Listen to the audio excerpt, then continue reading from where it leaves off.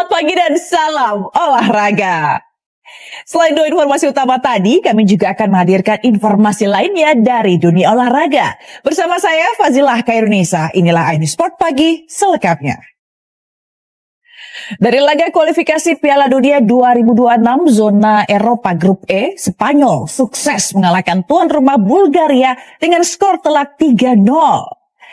Dengan hasil ini, Spanyol memimpin klasemen Grup E di atas Turki.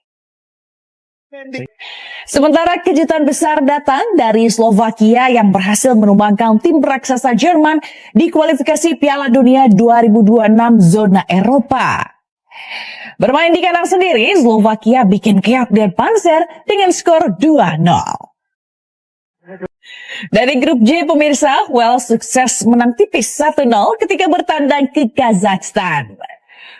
Gol tunggal Wales dicetak Kiefer Moore. Timnas Indonesia siap memberikan penampilan terbaik dalam FIFA Matchday melawan Taiwan di Stadion Gelora Bung Tomo, Surabaya, Jawa Timur, Jumat malam. Fokus skuad Garuda adalah memperkuat soliditas dan kekompakan tim karena banyaknya pemain abroad atau bermain di luar negeri.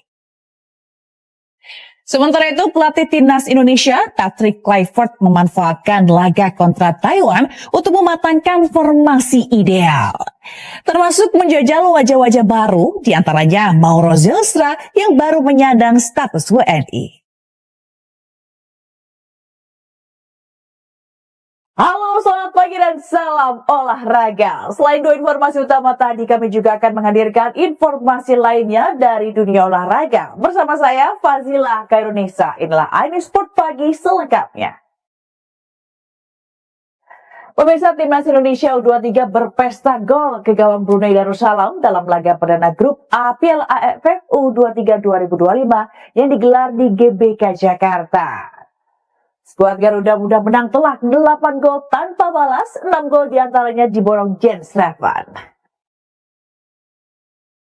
Sementara pelatih timnas U23, Gerald Vandenberg, sampaikan apresiasi kepada anak asuhnya setelah tampil impresif usai mengalahkan Brunei di laga perdana Piala AFF U23 2025. Ya, di laga berikutnya, skuad Garuda Muda diharapkan tetap stabil saat hadapi Filipina nanti. Ya, sementara itu pemirsa, Ketua Umum PSSI Erick Thohir meminta timnas U23 tidak berpuas diri usai berpesta gol ke gawang Brunei Darussalam. Laga kedua melawan Filipina Jumat mendatang bakal berlangsung lebih berat karena Filipina mampu menundukkan Malaysia. Garuda Muda tidak boleh meremehkan lawan. Pertandingan lain grup A, timnas Filipina U23 menaklukkan Malaysia U23 dengan skor 2-0. 2 gol kemenangan The Askals muda diborong Otu Bisong Banatau. Calon penyerang timnas Indonesia, Miliano Jonathans, resmi menjadi warga negara Indonesia usai melakukan pengambilan sumpah di kantor Kementerian Hukum Jakarta. Dengan resminya Miliano menjadi warga negara Indonesia, ia langsung bergabung dengan skuad Garuda yang tengah bersiap menjalani 2 laga FIFA Matchday melawan Taiwan dan Lebanon di Surabaya. Pemirsa, Adrian Wibowo, pemain muda berbakat berdarah Indonesia Amerika Serikat, kini menjadi sorotan dalam dunia sepak bola tanah air usai klubnya LAFC mengumumkan bahwa Adrian mendapat panggilan untuk membela timnas. Hal ini diakui PSSI. Meski begitu, ia belum bisa menjelaskan secara detail apakah Adrian Wibowo dinaturalisasi atau tidak. Lionel Messi dipastikan menjadi lakon utama saat Argentina menjamu Venezuela dalam lanjutan kualifikasi Piala Dunia 2026 zona CONMEBOL. Laga kontra Venezuela disebut-sebut sebagai momen terakhir untuk memberikan penghormatan kepada Messi. Sementara Brasil menggelar sesi latihan perdana mereka menjelang kualifikasi Piala Dunia 2026 zona CONMEBOL. Brasil yang sudah memastikan diri lolos sejak Juni lalu tampaknya ingin memanfaatkan laga ini sebagai ajang eksplorasi dan regenerasi.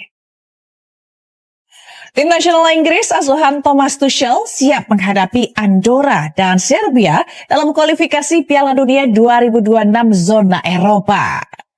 Ada pemain yang jalani pemanggilan perdana, ada juga pegawai yang kembali setelah 7 tahun absen membela The Three Lions.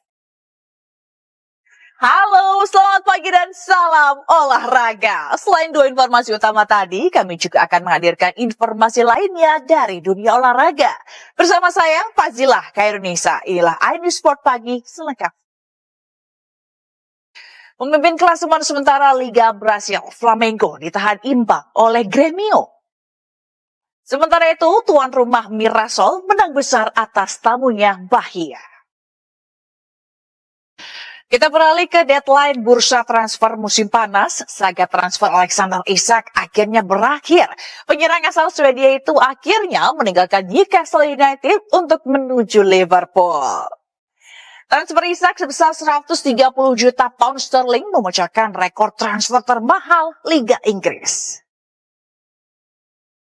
Mendapatkan dana melimpah hasil penjualan Alexander Isak, Newcastle United mendatangkan penyerang baru asal Brentford, Yoane Wissa.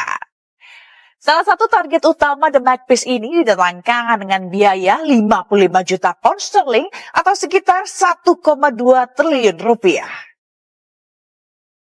Setelah dilepas Paris Saint-Germain, kiper Gianluigi Donnarumma akhirnya berlabuh di Manchester City dengan biaya transfer 30 juta euro atau sekitar 576 miliar rupiah.